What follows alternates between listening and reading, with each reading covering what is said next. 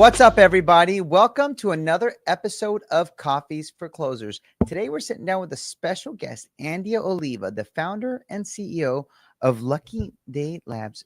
He is a AI agency that is changing the game in the AI and creative space. Please welcome Andia Oliva. Thanks, Andy, for jumping on the show. Thank you very much. All right, Good to be Andy, here. give people a quick 2,000-foot overview of what is Lucky Day Labs, what do you do, how are you changing the game in AI, and how can they benefit from today's show? Oh, absolutely. Thank you. So we're a creative AI agency. And so what that means in really simple terms is, let's say your company is trying to figure out what to do with AI. Where do I go? Who do I listen to? What's my path forward? So I help you figure that out. So I'll come in, I'll help you figure out your strategy. I'll help you filter the signal from the noise. And then on top of that, I can even build it out for you. So let's say you need a new piece of software for your business that's running on AI. It's much more efficient, right? I can build that for you. I can design it in a really nice, clean, optimal way for your needs. Let's say you want to build something like an AI voice agent that when somebody calls your business, an AI picks up the phone and answers any concerns they have or routes them to the correct department, helps you schedule an appointment. It's another example. My philosophy with what I'm trying to do is not replace people with AI. I'm trying to augment them and complement them and make their jobs easier and hopefully take the work that they don't find very fun or fulfilling or meaningful. At least that's my guiding philosophy. We're going through such a transformational period right now. It's hard to predict exactly what's going to happen, but from what I can see and what my experience has been, I think we're going through more of a transformational shift and less like a everything's going to go away sort of shift. I think if you're like, let's say a business and you want to replace somebody that has to babysit the phone all day and like answer the phone calls, if you're a business and you replace that with an AI, the next question is like, well, what happens to that person, right? Do you fire them? What do you do? So like, if I'm going into your company, my recommendation to you is going to be like, look, like, let's say you're paying $50K a year for that employee to basically just sit and monitor the phone, right? If you replace that with an AI, you can take that same employee and you can have them do other things. Like maybe if they don't have to spend their time and bandwidth manning the phones, then they can improve your customer experience like 2, 3, 4 times to what it is. And then that helps you get more clients, right? So that's sort of my philosophy in it. So I don't want to go into a company and say, hey, let's replace your entire team with voice AI, right? That's not what my general philosophy is. My general philosophy is, how can we take and free up bandwidth for your team that you already have? And then how can we find new creative ways that you can increase your company's productivity or improve your experience for your customers with the existing employees that you have, so that we don't get rid of, all of those employees that have jobs, that have lives, that need to pay their own bills, sort of things like that. So I know that was sort of a long answer. No, right now, the biggest concern with AI, and this is pretty, everyone's pretty open about it, is everyone's concerned about AI replacing humans. Everybody talks about it. Right. My philosophy is AI isn't replacing humans. AI is enhancing those that adopt AI. Sure. AI is enhancing those people that adopt AI.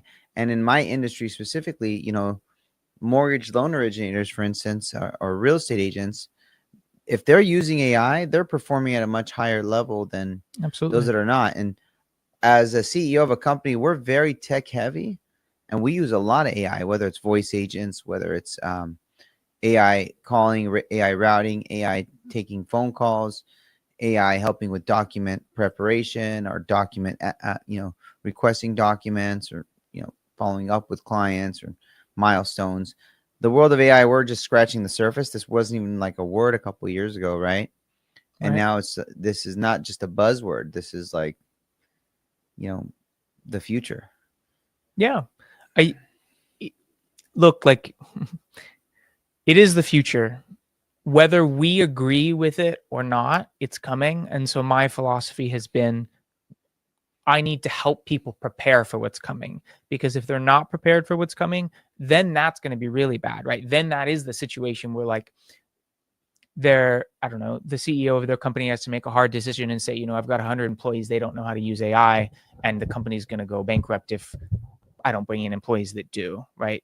I want to try and avoid that situation. I want to help those employees and those teams upskill and retrain as quickly as possible, as easily as possible, to avoid like situations like that. So, however, we do have to be careful, because there is a lot of like, I've seen a lot of noise in the past with like, just because like a company puts AI on some, like they say we did this AI thing, like people are burned out with like hearing that as like, even though like I don't think it should be a buzzword, it has become that for like the layman person. There is genuine value and benefits to be gained in AI for like the reason, like an example I just provided earlier. But just be careful. Just because a company has the word AI on it doesn't mean it's necessarily like, if you're a CEO of a company, just because somebody comes to you and they're like, hey, this is AI, you shouldn't like just immediately adopt it. If they can provide you like meaningful value, kind of like how I did earlier, then that definitely, I think you should look into that seriously. Yeah, I mean, listen, there's a new AI application being created every second. Right now. Exactly. Yeah. And you say you come into companies and help them drain the noise. There's a lot of freaking noise, you know, around AI. What AI should I use? What AI? I mean, I don't know how many AI applications we got that we're paying for, that we're subscribed to outside of ChatGPT, Sure. corporate ChatGPT, whatever difference that is than the Sure. general one. But we ourselves have, you know, several. Sure. And look, don't feel. I found people feel guilty. I'm not necessarily you, not saying you, but I've found people feel bad, or they feel guilty, or they feel ashamed about not being able to keep up with the pace of how fast things are going. Like all of these AI companies are releasing like groundbreaking products. It feels like almost every week, almost every day, right? And even I have had trouble, and like just you mentioned, like having trouble keeping up with how fast things are moving. And I don't think we should be ashamed of that. I think we should try and just be honest and transparent and frank with each other about it, and lean into it. When I was at OpenAI's developer conference a couple months ago for tech, or a few weeks ago for Tech Week, they had Sam Altman and Johnny Ive. They were talking on stage. I don't know if you know who Johnny Ive is, right? Yeah. For listeners who may not know, he was the basically chief creative officer at Apple. He basically shaped Apple's products with Steve Jobs like we know them today. So big deal in the design world. He's joined OpenAI now. He mentioned that they're building a family of AI hardware products at OpenAI. So that's exciting. But the reason I'm telling this story is, when he was talking to Sam Altman, even he mentioned that he's feeling overwhelmed with the pace of AI innovation. So if that guy is feeling overwhelmed, I tell people, don't feel guilty, don't feel bad. We can be honest with each other, right? And so once we're honest, right, then we can just start sharing our perspectives with each other, like you and I are doing right now. Like, I'm seeing this, are you seeing this? What do you think of that? Have you used this? Have you tried that? We're not in this age right now where like we were maybe the past 10, 15 years, where like technology, iPhones, apps were mature as an industry. And so like the territory was mapped, so to speak. And you could just go to someone who had been doing something for 5 or 10 years, and you could ask their opinion, and they could give you the answer, and that was good enough. We're not in that period right now. We're more in a period where like it's like an explorator, like exploring uncharted territory. There's of course there's principles that still remain true, right? And that are never going to change and have always been true. But there's a lot of things that are kind of unknown that we're going to have to figure out together. So Let me ask you this. You know, we talk a lot about AI replacing workforces. Which workforce do you think is going to go first with AI innovation?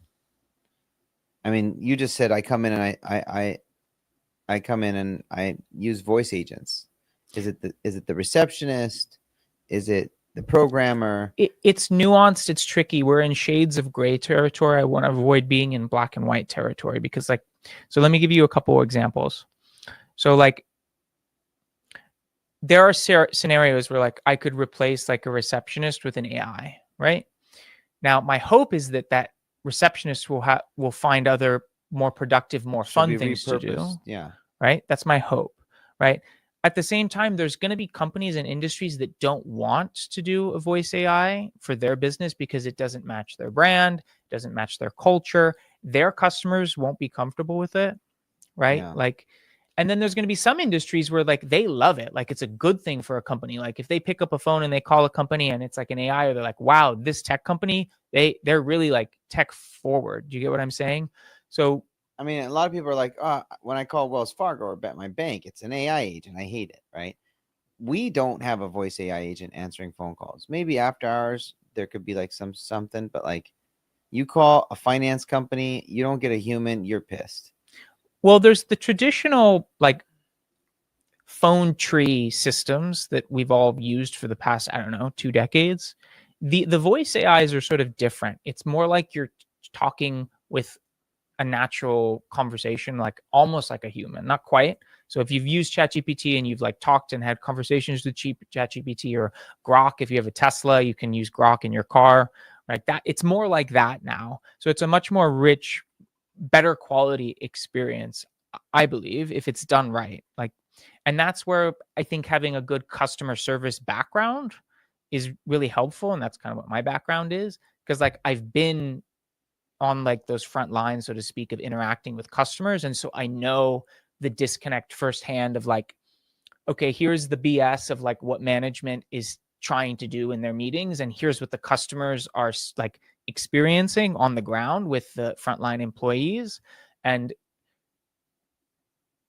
how to make that an experience that the customer will actually enjoy, rather than like sometimes what I see happen is, and I have to be careful here because I don't want to get myself in trouble, but sometimes what I see happen here is like a management team will have an initiative. They'll hire their customer service team. They'll create all of their policies. They'll teach the customer service team. The customer service team will go out and do it. And then the customer service team will learn all of this information. They'll get feedback from customers. But then like the customer service representative, their hands are tied because they aren't making product decisions. And they're afraid of telling the management team what they really think, because they're afraid that they're going to get labeled as like super negative or not a team player, or the manager will get mad at them, that sort of thing. And so that to me is a signal that the feedback isn't going up the chain of command like it should. And so my philosophy is that in a company, the managers should be fostering a culture of transparency and frankness in a kind and candid and respectful way, so that when customers have an issue, that's where they're getting signal, right? Ideally, their representatives are talking to the customers, acquiring all of the signal feedback of what should be done and how things should be improved. Those customer reps should feel like they can carry that up the chain of command, and then the management has more information that's valid to go off of. So I see. Now let me ask you this: where does let's talk about where this all began. Where did you get the idea of starting Lucky Day Labs, and what problem were you trying to really solve for? sure, that's a good question. So, you know, I guess I always wanted to start a company. You know, my family at different points before I was born, they were entrepreneurial as well, but it seemed like this thing that was super far off in the distance. Like I could never really do it. That was for some other people to do. You know, that was just not something I was meant to do. But I think that in the age we're living now, it's never been easier to start a business. And I have this background in the tech space, like almost 10 years now at various different companies and startups and whatever. And people started coming to me and asking me sort of like my advice or my opinion, or if I could do this or if I could do that. And it got to a point where I'm like, I got to just make this official at this point and start a company. And then the rest is history, I guess you could say. But I mean, tech for me has always been fun. Like ever since I was a little kid, like my mom showed me like home videos, and I was always like trying to figure things out. I don't know what it was, but like I look at technology like that as well, and I get frustrated when things don't work as they should, from like a customer experience. Like I'm sure you've had this. You call and you got to like argue with maybe like a receptionist or whatever because of some policy that didn't go right, or you use some app and like might be bugs or whatever and it doesn't work. Like I don't like that. Like that. I don't think it should be that way. And it's not to say the people that are making these systems aren't trying. Like they are trying to provide good experiences, but there's always dynamics at play that might be limiting them and restricting them. And so I see AI as a way to kind of unshackle these teams and these companies that, before they were held back by something, and now What's ICAI? ICAI. Yeah. Oh, you said ICAI. Is that another acronym? Hmm. Oh, Did I? Yeah. I don't know. Maybe I did. Yeah. I see AI. Do you see AI? Oh no, I see. Oh, I heard you see AI as something. I see AI. Yes. Yeah, Not as an okay. acronym. I see AI as something that can, remove the traditional barriers that stopped these well-intentioned people from wanting to create a good experience, but weren't able to for, whatever, pick your reason. Right. So. Got it. Yeah, man. So many acronyms with all these things coming up. I'm just keeping up. Like, is that a new company? I know. I know, right? Let me ask you this, because you've worked with Apple, Sotheby's, Serhant, Mm-hmm. and you were in the tech development space for all these organizations. So I've worked in different companies as a representative that had partners with various companies. So like, I mean, if you want to take Apple, for instance, I was at the Genius Bar. So it's called a Genius Expert. And so, I mean, you know what the Genius Bar is. Yeah. I worked at a company called Luxury Presence, right? So I don't know if you've heard of them, but they basically help real estate agents with their online presence. Now they're doing AI automation, but like realtors from all of these brokerages you mentioned would come to me as a part of that company, and I would like design their websites for them and give them branding strategy and SEO strategy, and then I would actually design it and then launch it for them, right? And I would support them and help them learn, like, okay, why do you need to get Google My Business Profiler, or why does your website have to look this way versus that way, and like why should your brand present itself as this, and who are your customers, and why are those your customers, all these sort of business strategy sort of things. And I learned a lot, and I did really well. I broke company records multiple times. I'm very proud to say, because early in my life, I was not that kind of, overachiever person. I struggled in school. So it was just a really proud moment for me. I mean, you work out, right? So like when you go to the gym and you lift a weight that's like more than last time or last week, it feels really good. Yeah. Right. Yeah, I did actually. On Tuesday, I broke my PR for deadlifting 300 pounds. Congrats. Yay. Good for you. It feels good, right? Yeah. And even though like it might seem silly, like to some people that don't work out, like you can take that confidence and you can apply it to other areas of your life, because it's something that you were able to improve on yourself. Like just you working hard at something. I've gamified everything in my life. Every single variable in my life is like a game now. Like there's just nothing I haven't gamified. Sure. I mean, I hope we don't get into like the Black Mirror world, but I do think that it's helpful to like gamify stuff sometimes. Yeah. I mean, because I'm always trying to get better at everything I do. Yeah, and I'm 44. I'm in a basketball league. I'm still trying to get better at basketball. Sure. What do you think of competition? I love competition. Yeah. Yeah, because that's part of gamification, right? Like competition with other people, competition with myself, competition, like in my industry, we have all the mega companies. There's 4 competitors. I try to, like I discussed with you earlier, I try to distinguish myself from my top competition by, a bunch of different things that are unique to me and my personal brand. We've gamified all of our top teams at our company, all of our top loan originators at our company, and kind of see where they're at with their production, and they could track what everyone's doing. So, and I do that with pretty much everything in my life, whether it's working out, whether it's sports, whether it's, hobbies, whatever it is, and same kind of, I instill that mentality, sadly, in my kids. I don't know if it's sad or not, but they're always trying to get better at everything they're doing too. So I know I'd love to kind of peel this onion with you a little bit, and I want to hear what you think because I think it'll be useful to me. So I don't like competition. Really? Yeah, I've never liked it. I don't know why. There were people around me in Were my you ever life. an athlete? I played soccer, but even then I wasn't really competitive. I was around people that were competitive. But then you're okay with losing. No. I mean, I like winning too. Yeah, exactly. But okay, so this is good. I like that we're unpacking this. So my thing is the reason I didn't like competition was because I felt like it was a distraction from whatever the goal I was trying to accomplish was. There's truth to that too. I mean, but to get to that goal faster, you need to have someone lighting a flame under your butt. True. I see that. My thing is I don't like to compete with other people. I like to compete with the version of myself from yesterday. Yeah. And going back to what you mentioned earlier, where you try to do better every single day. Get better every single day.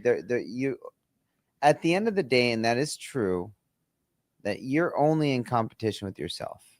Sure. The only person you need to compete with is the guy in the mirror. That's the ultimate competitor. Yesterday. Yeah. But to get there, you need to have like benchmarks. Sure. You know, so I use my competitors. Now, there's things in my life where like I don't have competitors left, you know, like sure. So let me give you an example. I want to hear what you think about this. So like, let's take you broke your PR record, right? Okay. That's you competing against your record yesterday. You set that bench for yourself, right? You set that standard. You were self-motivated to keep up with it. And then you did it. But if I were going to say, okay, well, if you're competing with like Arnold Schwarzenegger, you know, like you're doubled that way. Right. You're never going to get there. Exactly. So like, if your goal is to compete with someone else, like you shouldn't, like, you're not Arnold Schwarzenegger. That's okay. Like the reason Arnold Schwarzenegger is who he is because he's extraordinary. And there's tons of other examples.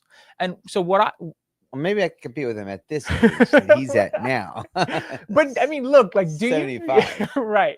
Well, we might be deadlifting the same way. Well, I don't know. He still looks pretty good for his age, don't you think? I know. But you know, when you're 75, you can't deadlift 300. I mean, he can, but 300 is still pretty hard for him. Right. So I mean, look, like for me, the competition was a negative because I incorrectly at a young age, I tried to compare myself with like unrealistic standards of competition. And then it was like, well, why even get started? Like, why even try? Because I'm never going to be at that level. Do you get what I'm saying? Yeah. And so, yeah, sometimes competition is debilitating. Like, I'll never get to that level. Like, why even start? Right. But that's not true. Of course you should try. Of course we should start. We know this now. It makes sense, obvious when we say it. But, you know, I worry there's a lot of people that were like I was, where they get discouraged and they don't even start. You know what I'm saying? When it shouldn't be that one of my mentors says the hardest, and you know, obviously Peter Thiel, his book 0 to 1. 0 it's a great book to 1 is the hardest thing to do. It's like after 1 it's easy. 0 to get to 1, it's like that's all the effort is getting to the start, and then from there it's just consistency. I agree. Have you read any of the books on like habits, like Power of Habit by Charles Duhigg? There's the Atomic Habits. Yeah. Similar thing. That book, I know people say this, that book legitimately changed my life, but I know, Power of Habit by Charles Duhigg. Do you like it more than Atomic Habits? I haven't read Atomic Habits because I was like, I looked at the summary. I'm like, this seems like the same thing. I don't know. Maybe there's new information, but it's just a more modern version. Power of Habits is just older. Sure. But look, that book changed my life. And I know that's cliche to say that. People say that about books, but legitimately that book and Thinking Fast and Slow by Daniel Kahneman. I don't know if you've heard of it. If you pair those two together, or even Atomic Habits with Thinking Fast and Slow, I think it'll help you a lot. It just it was this huge unlock for me in terms of like my personal development and like what was possible and what was not possible, because there were all these things in my life that just sort of held me back, that, you know, there's this impression like some people are good at some things, other people are good at other things, and you're just born with the way you are, and there's not much you can change. And those two books helped me see there is a lot you can change. There's some things you can't change, like Arnold Schwarzenegger. You're never going to lift as much as he did, right? But there's a lot of things you can change, right? Like, so I encourage anyone to go read those books if they can. So, yeah, I mean, or just start with ChatGPT. Like, ask ChatGPT, hey, what's this book about? And then start there, and you can go buy the book if it piques your interest. Now, when you started Lucky Day Labs, like, what were some of the bigger risks that you took to get this company off the floor? And, what are some of the bigger risks you foresee coming in this world of AI? Look, I think starting a company is really risky because if you're an employee and you've worked as a company, there's this hidden thing that is taking care of for you. Yeah. And that hidden thing, I'm sure you're aware, is like liability, right? When you work for an employee at another company, they're taking all of the liability and all of the risk, right? So like if you do something and somebody's directed you to do something, then that's not really your fault. That's the company's fault. And then the company has to like pay for it or get lawyers for it or so on and so forth. Whereas if you're starting a company, the biggest risk is like going from an employee to a founder is now you're responsible. Yeah. Right? Like the buck stops with you, right? Yeah. So that's scary, legitimately, right? You've got to make sure you dot your I's, you cross your T's, you can't let things slip through. Like now, if I go and I implement like a voice AI system for a company, like I've got to make sure that that thing is well put together, right? I can't just be like, thank you, sir, have a good day, right? Like if you're working for someone else, like, oh, that's their problem. Maybe some people think, right? No, like it's my problem. And I got to make sure that I'm not messing things up in their company, right? Because if I mess things up in their company, they've got bills to pay. They've got vendors to pay. Like they've got employees that have to have their own things to pay as well, right?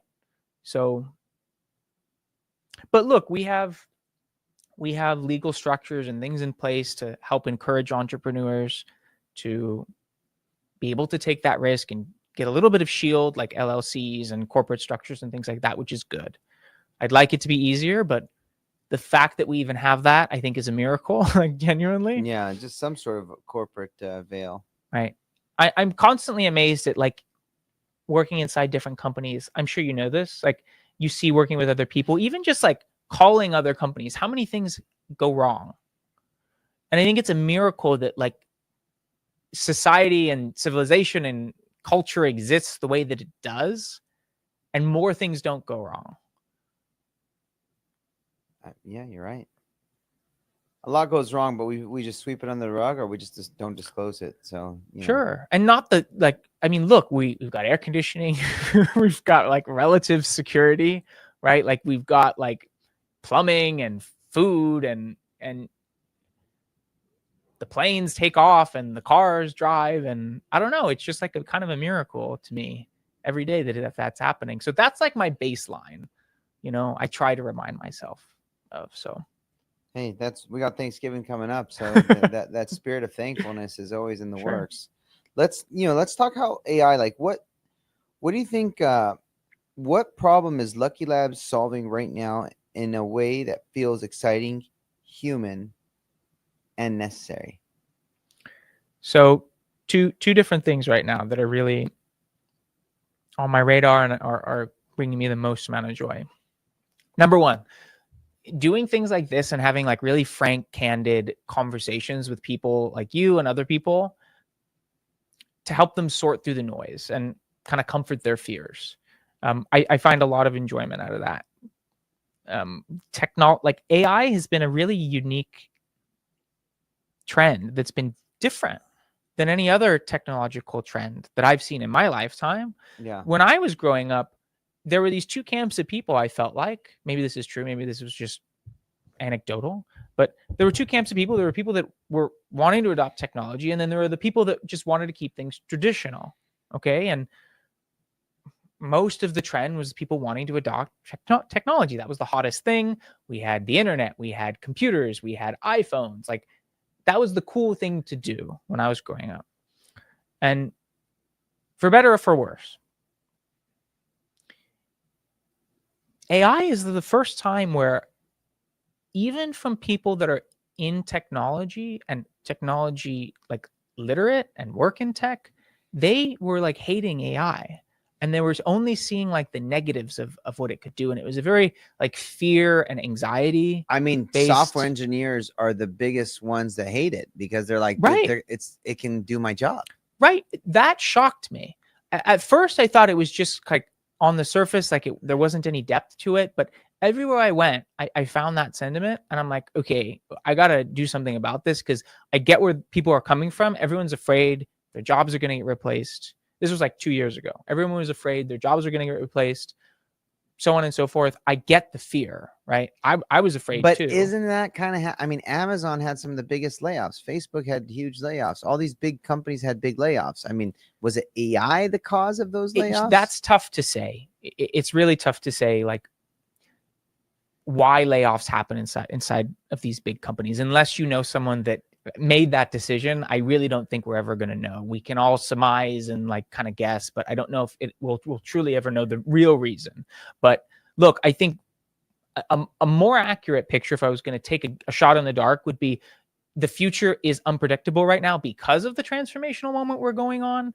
Not only just AI, but like, look, there's wars going on too, right? And so these companies are looking at the future, and they can't make the same like sure decisions that they could have made maybe in the past decade. And so they're adjusting their risk mitigation strategies accordingly. So that's just if I was going to take a shot in the dark. But look, like, people were afraid they were going to, their jobs were going to get replaced with AI. What I'm actually seeing is that like the barrier to entry gets lowered because of AI, right? So like you gave an engineer example, right? So now like you don't have to be an engineer to make an app with Lovable or Claude or take your pick of OpenAI's Codex, whatever it is, right? Now anyone can make an app. So if you're a software engineer, you're sitting there and you're like, well, what am I going to do, right? So that's where that fear comes from, and I get it. But it's true that it lowers the barrier to entry and makes the floor lower so more people can get in. But it also raises the ceiling of expectation at the same time. So it moves more like this, or more like this, I guess you could say. So more is expected of that software engineer. So if you're a CEO, you want a prototype of an app in a day, not 2 weeks. Used to take 2 weeks, a week, right? Depending on the situation.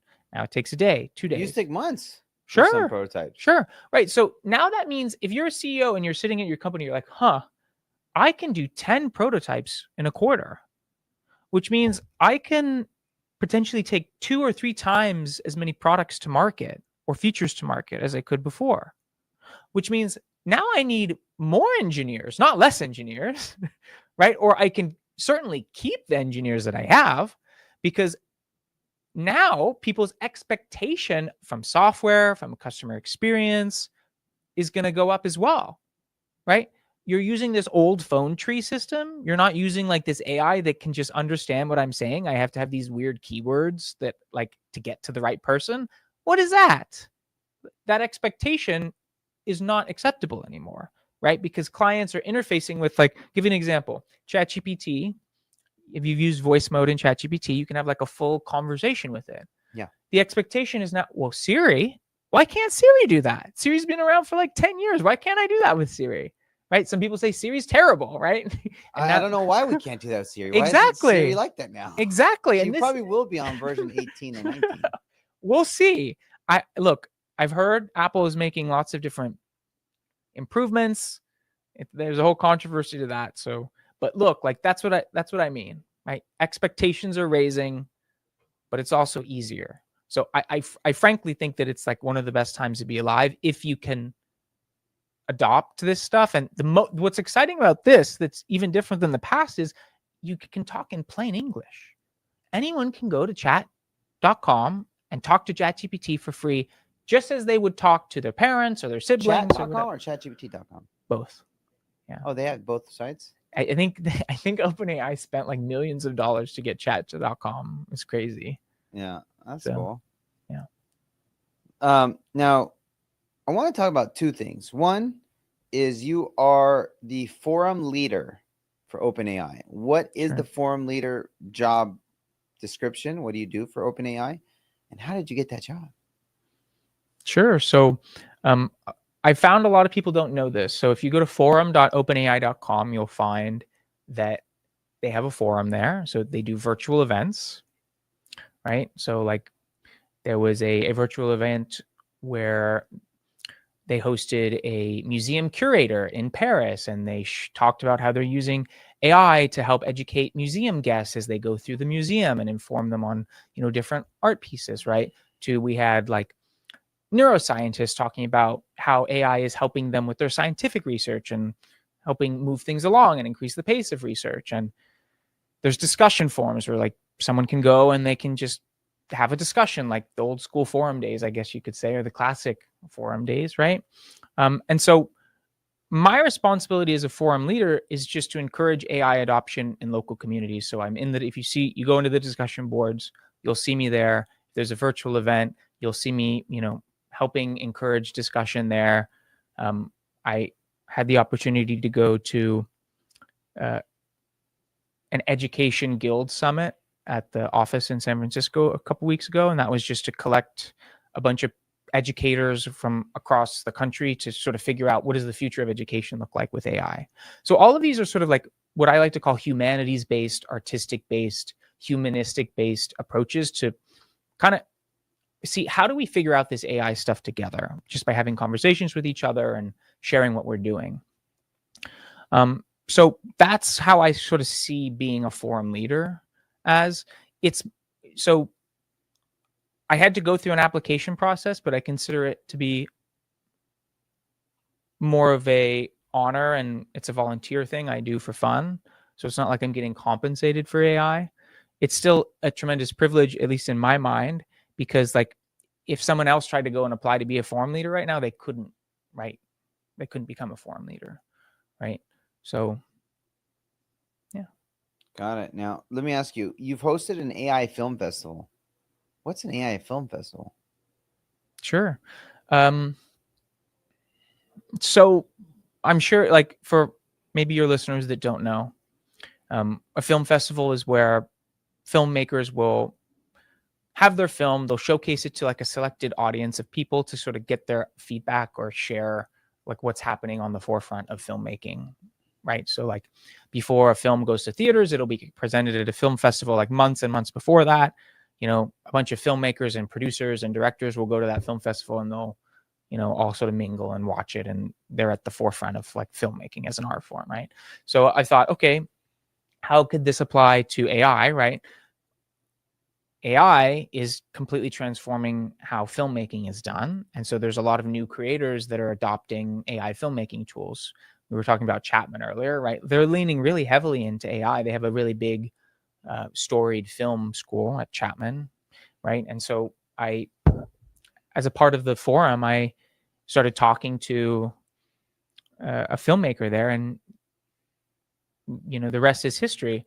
I wanted to showcase him and a few other filmmakers that were in the forum, and just to sort of showcase, okay, what does the future of work look like? What does the future of creativity look like in an AI world in a way that was like non-technical, that like everyone could understand in like a non-complicated, like no jargon words sort of thing.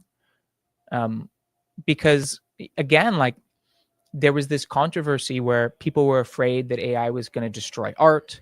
It was destroying artists' jobs and things like that. Now, look, their fears are valid. Like I don't want to gaslight people, right? Their fears are valid, but my philosophy again has been this is coming, so we have to prepare for it. So if you're an artist, you're a filmmaker, you're a creative, I want to try and help show you how to use AI in your existing creativity in a way that's still authentic to who you are as an artist and your perspective as an artist that's true to you, right? Because if you don't do that, I think the options are just going to be limited. Like, just frankly, whether I like this or not, like I'm not even saying I necessarily want this to happen. I'm just saying it is going to happen. So I saw a film festival as an opportunity to just sort of bring people together in the community and talk about that, showcase their work. So these AI filmmakers showed short films that they had made using AI. They talked about their process and how they did it and what their perspective is on the future and how it improved their creativity, because the narrative at that time was that it was destroying artists, it was destroying creativities. I'm like, no, look, there's these artists, like real, like legit artists here that are using AI in unique creative ways that like neither I nor other people nor themselves could anticipate. Isn't that cool? Isn't that cool? I love that. That is Right. amazing. That's cool that you are on the forefront of really shedding promise Mm. to people that are like kind of like hopeless about it. Yeah. And that's where I think people like you are imperative, is educating society on the true benefits of how AI is going to help society, really excel. Now Mhm. you have thoughts that, Elon Musk is all over the place with what he thinks the future looks like with AI, and and some of his stuff is just kind of scary with his thoughts. Mhm. But as long as I feel like people leverage AI to help them raise their standards and raise their bar of productivity, I think that we're going to be in a good place. The I people think that so. use AI just to get lazier, I mean, that's gonna, which is, because it's a double-edged sword, is kind of a reality in some instances as well. I'm Sure. using AI to help me just multiply, That's good. and I hope everyone has that mindset. And those that do will dominate, and those that don't will just fall by the wayside. Let me just close up with a couple questions here. Now, what's your leadership philosophy when it comes to building and empowering, the various teams that you work with at the intersection of tech and art? Sure. I mean, for the experience I have leading teams and when I've hired people for different things, and this is based off of my experience like being led too. I think the single most important thing, especially now more than ever, my philosophy is to just lead transparently and with kind candor and foster that culture. Because if your teammate or this person you're leading doesn't feel like they can trust you to be honest with you, to tell you things that they're worried about or things that they're afraid of or things that they're seeing, then how are you supposed to lead? Right. So I think that's one of the most important things. And I think it's kind of tricky because I think working in corporate environments, some of us might have different experiences in different company cultures where, the manager would like come into a meeting and they'd say, tell me what you think. And everybody just sort of just sits there and they're like, well, I know he's saying I should tell him what I think, or her what I think, but he doesn't really mean that, because if I tell him what I think, he's probably going to fire me, or like maybe they won't fire me, but like they'll like, maybe I won't get a promotion. Right. Or like maybe they'll give me like a really hard project. Right. So there's all of these sort of hidden incentives that are at work in a company's culture that I think as a leader, you just have to be aware of, like, just frankly, like explicit incentives and implicit incentives. Explicit incentive is like, I'm going to give you 100K a year as a salary. I'm going to give you X amount of dollars an hour. That's explicit, right? Implicit is, if I tell them what I think, they might not give me a promotion, right? It's not anything anybody said. It's not written anywhere. It's just implicit that people they could pick up on. Maybe it's not true, like maybe, but if they are afraid of that, then it's true to them, right? And it's going to alter their decisions when they're working with you as the leader.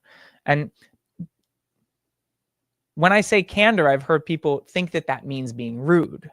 And this is sort of nuanced. We're in great territory here because different cultures, like country cultures, right? They take candor differently, right?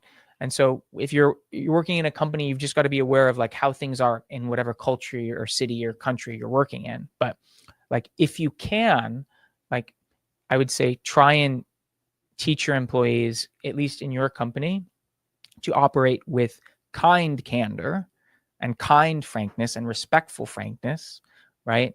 Not just like blurting whatever comes out of your mouth, right? Because there's ways of saying things. We all know this. There's ways of saying things that are more respectful, less respectful, more rude, less rude, right? But I can still be direct with you and tell you what I'm thinking just in a respectful way, right? That's not rude to you, like if you're the manager or the boss or whatever, right? So love it. Love it. Couple last questions. What's a personal goal that you have for yourself and a business goal that you have for Lucky Day Labs? good question.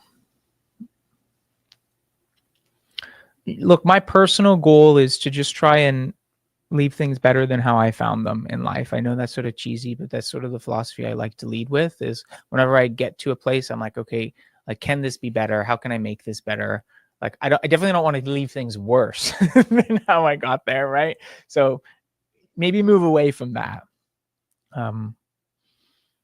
So for Lucky Day Labs, I hope that, I can continue to do what I'm doing now, and I can help do, as you said, right? Like help educate people around what's coming and how to prepare for it, and make things better. Like legitimately, I think if everybody, like, imagine how cool it would be if everybody just went everywhere and they tried to make things better wherever they went, right? I think that would be great. So like, why not try that, right? Like, let's see if we can make things better. Like some things, like if it ain't broke, don't fix it, right? But the things that are broken, and I think there's a lot of things that are that have been broken, why not try? So that's my hope, that Lucky Day Labs will be able to do that in some way. I love it. I love it. Well, last question for you. When you're in front of the pearly gates, what do you think God's going to tell you? Interesting question. Well, look, I know people have different beliefs in terms of like heaven and so on and so forth. But like, if I was just going to play with this framing, I don't know. What is God going to tell me, or what am I going to ask God? Let's go both ways. I don't know. I'd probably ask him like, "Hey, did I do a good job? What do you think?" I don't know. That's probably what I'd ask him, but I don't know what he'd ask me. I guess I'll have to wait and see. Hey, you've been a pleasure to have on the show. If people want to connect with you, how do they find you? So you can go to luckydaylabs.ai and you can book a free call with me right there on the website, or you can go to my LinkedIn, Andy O.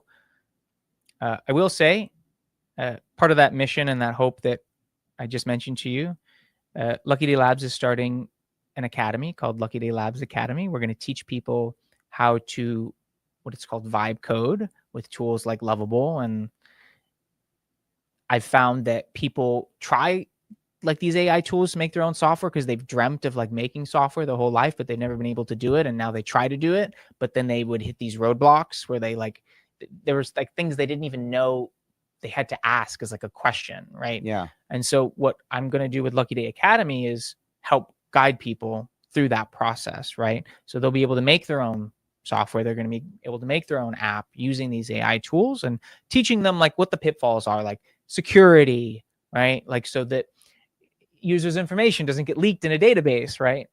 So you can find that at academy.luckydaylabs/waitlist.